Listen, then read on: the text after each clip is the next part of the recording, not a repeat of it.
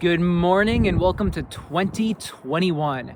And before we go any further, let's just take a moment and give ourselves a round of applause because we made it through 2020. And I know some of you were wondering, am I going to make it through this year? When will the calendar flip to 2021? Will it ever flip to 2021? Well, we have made it. And that deserves a certain level of congratulations, does it not? Because 2020, it wasn't the easiest of years, but we're here. We're in the beginning of a new year, and each new year, it's a time marked by possibility and potential. There is so much hope heading into a new year, hope for what this year can be. And I'm so excited that you have decided to be with us for this trip around the sun. I am so glad that you are here as we embark upon a new journey, because today marks the beginning of a new series. And I'm calling this one The Good Life, subtitled A Message of Hope for the Weary. Over these next couple of weeks together, I simply want to ask the question, what is the good life? We're in the midst of this massive cultural rethinking. We're asking all sorts of questions about our lives, about the type of life that we desire for ourselves. What we want to know is the good life for me. And then what does that mean for my work, for my family, my relationships? What does it mean for how I spend my time? So I want to look at this question in a little more depth. What is the good life? What does it look like? How do we enter into it? How do we attain or achieve this good life? And I subtitled it A Message of Hope for the Weary because, let's be honest, 2020 took a bit out of us, did it not? Now I understand 2020 meant different things for each one of us, but we're all, if I had to guess, we're all heading into 2021 with a certain weariness factor.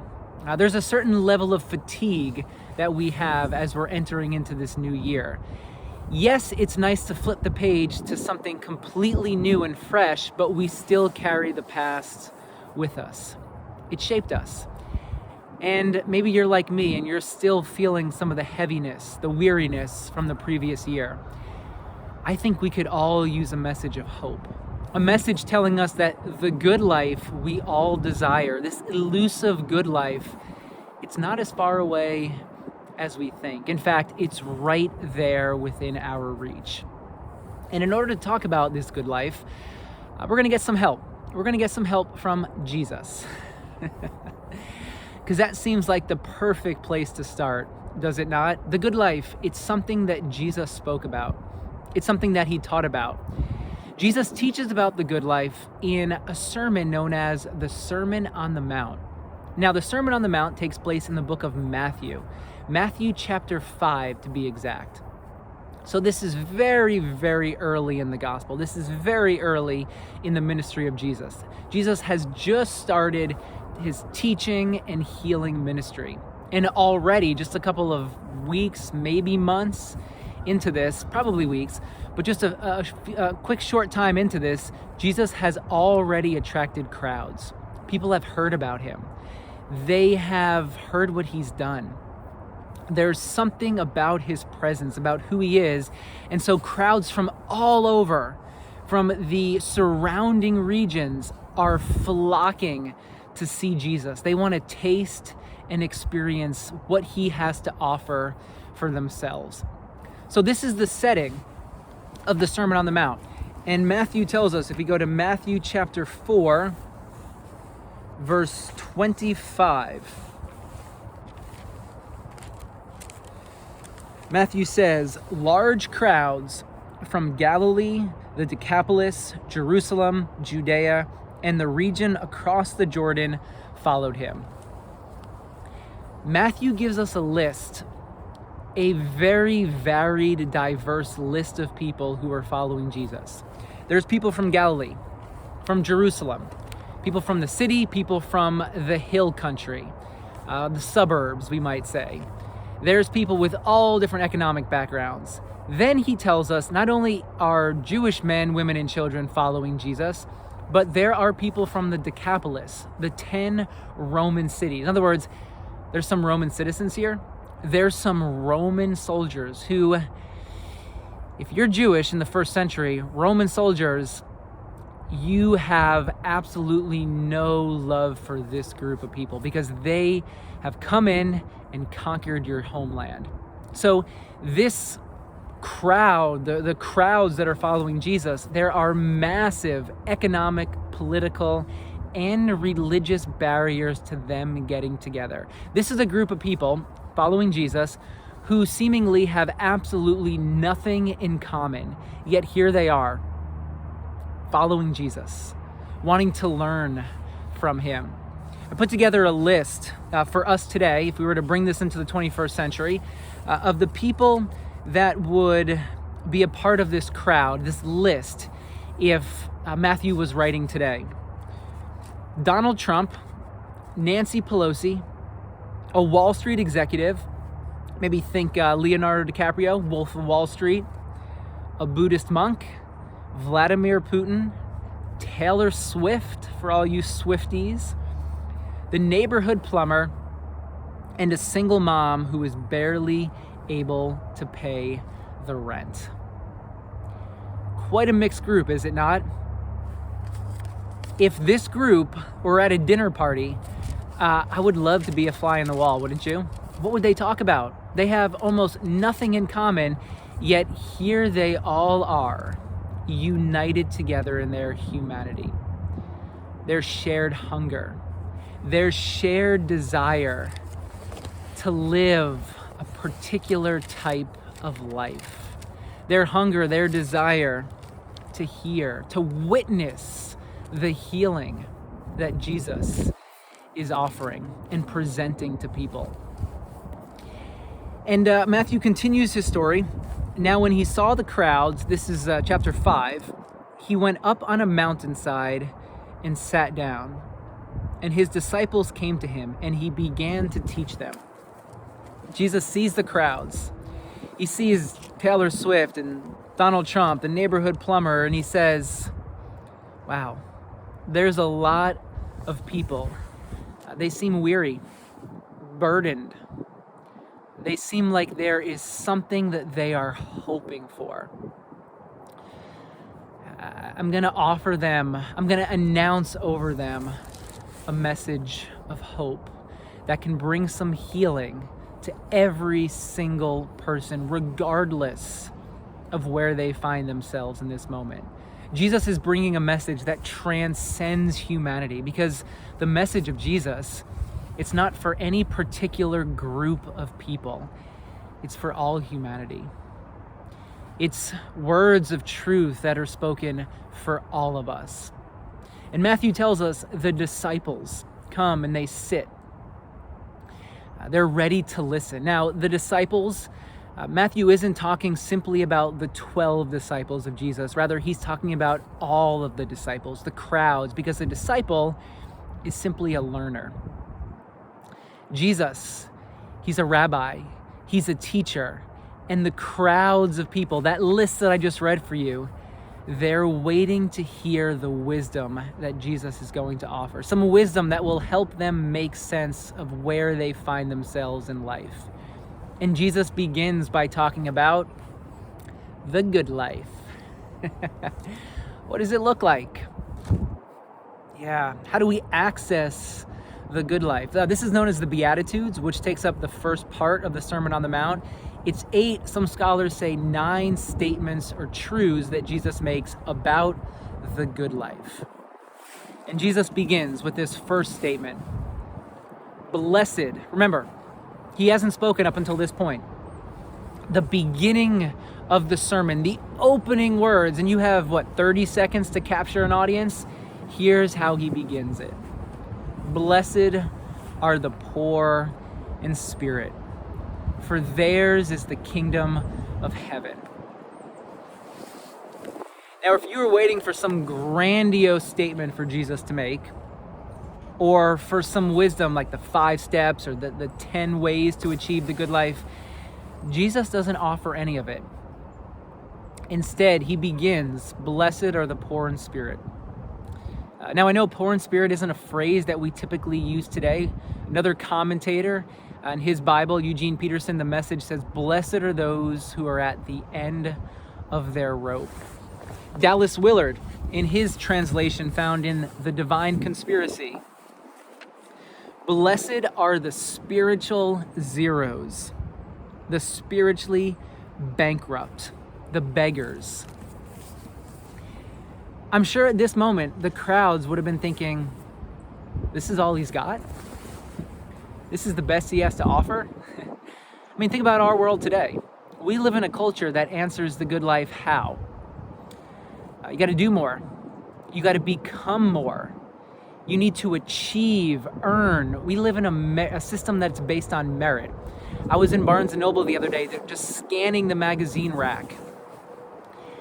One magazine after the next, one glossy photo after the next with big, bolded words telling us how to achieve the good life. Here's how to get richer. Here's how to get younger. Here's how to look shinier, to get faster, to be more productive.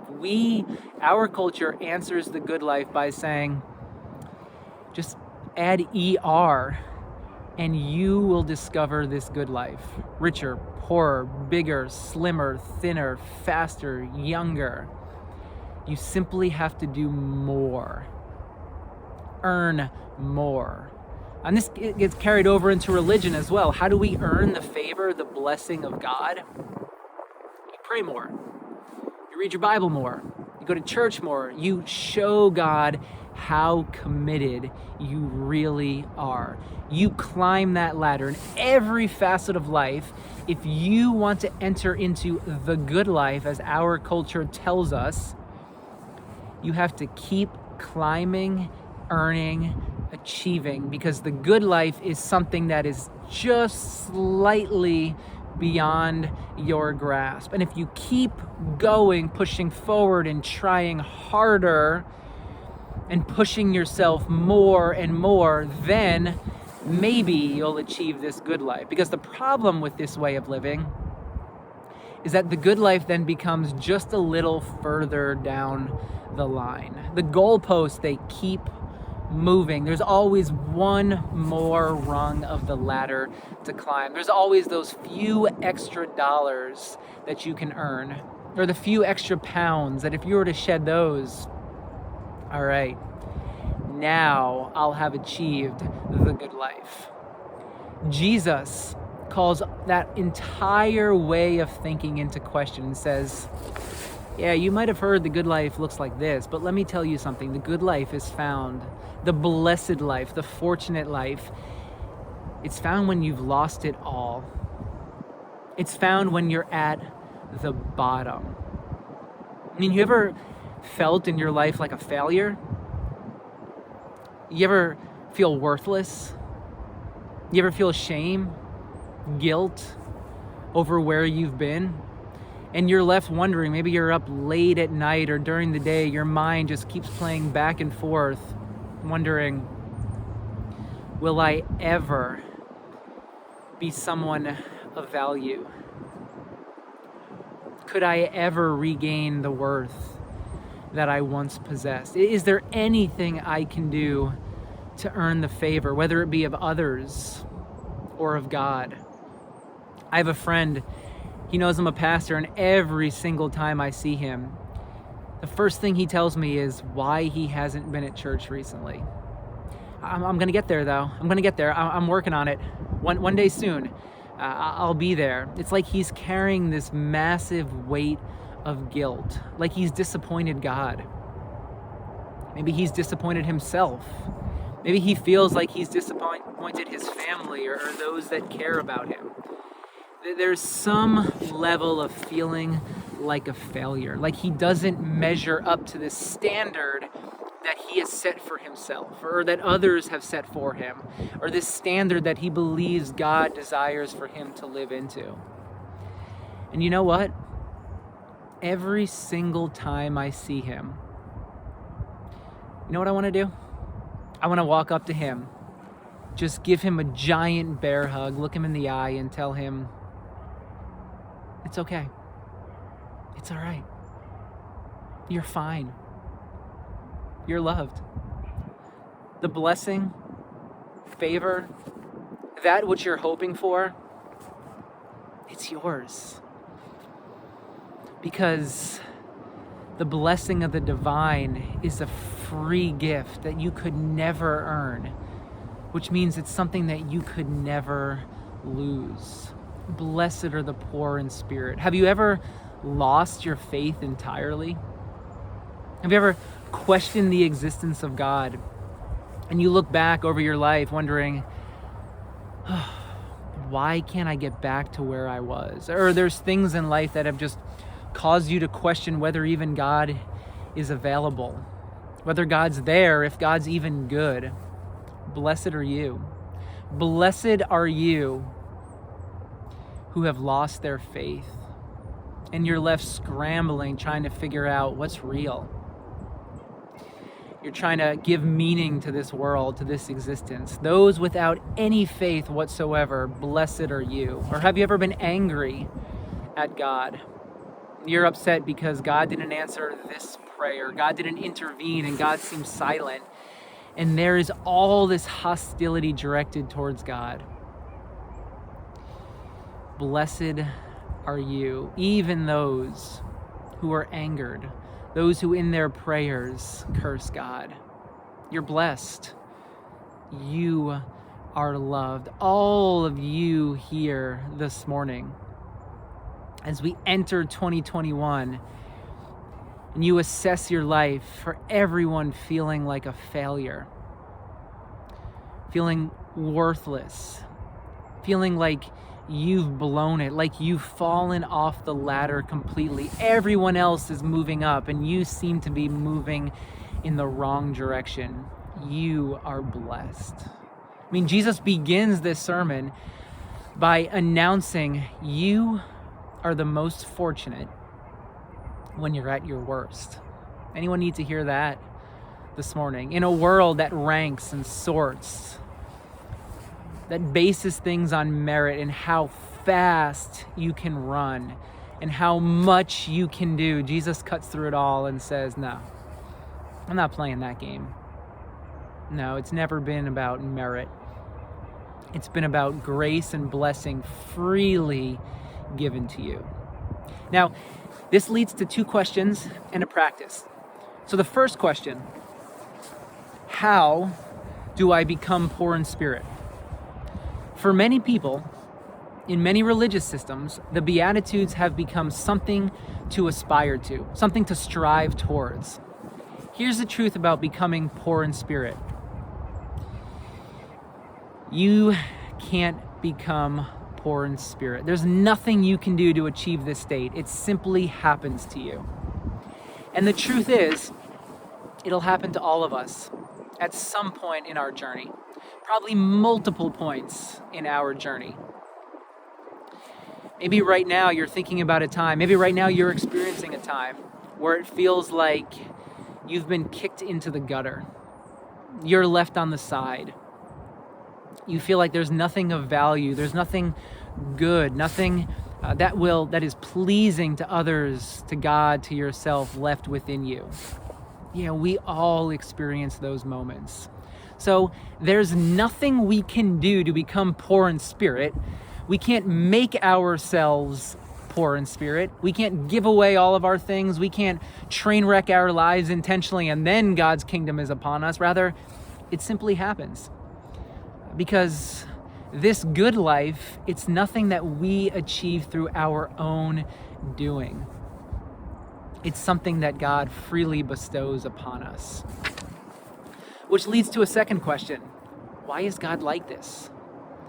Why does God do this? Because this is who God is. God is a God who delights in blessing and loving every single human being. Maybe even more so those who are feeling the cold shoulder from others, those who feel like they don't measure up. Maybe God finds great joy in moving into the places where we don't believe the divine inhabits, but rather grace comes and finds us in those moments when it seems like God is missing entirely. This is a grace, this is a blessing that tracks us down, that chases us at the bottom of a barrel or the bottom of a bottle. It finds us at the rehab center. This is a blessing that comes to us when we're filing those divorce papers. It comes to us in the moments of our greatest shame, moments of infidelity, moments of weakness.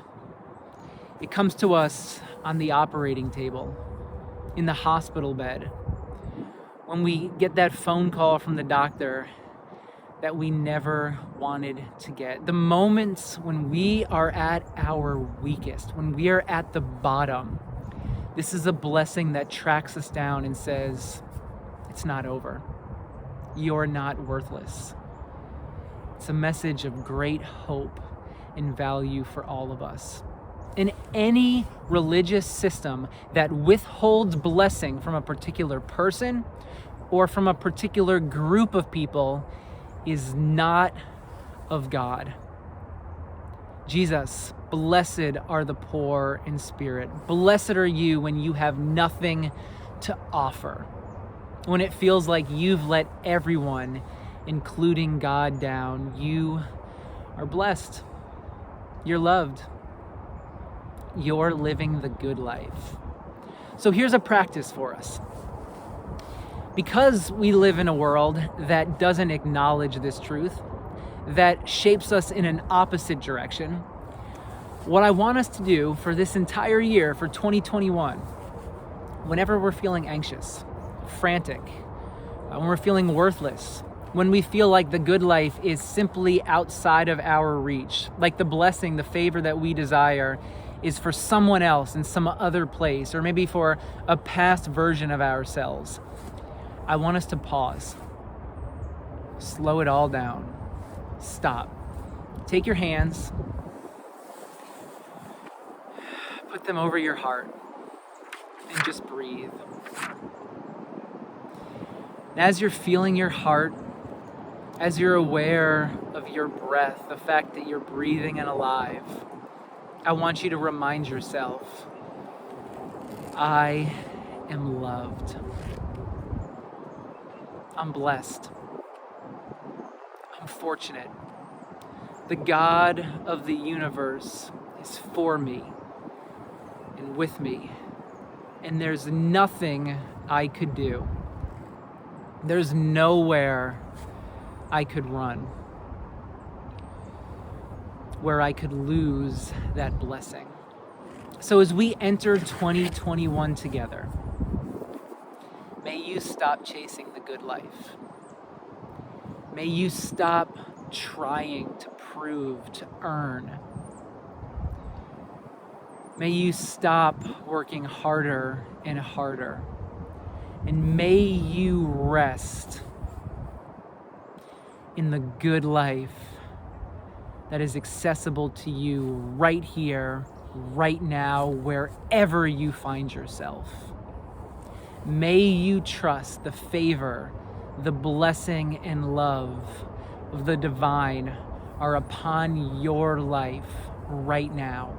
And whenever you find yourself poor in spirit, whenever you find yourself feeling like a failure, feeling worthless, like a spiritual zero, if you find yourself without an ounce of faith, may you remember that's not how God sees you. You are a human being filled with worth, value, and love. May you stop trying to achieve the good life as something outside of yourself, and may you come to discover it right here as something that's been with you right from the beginning. Grace and peace, my friends.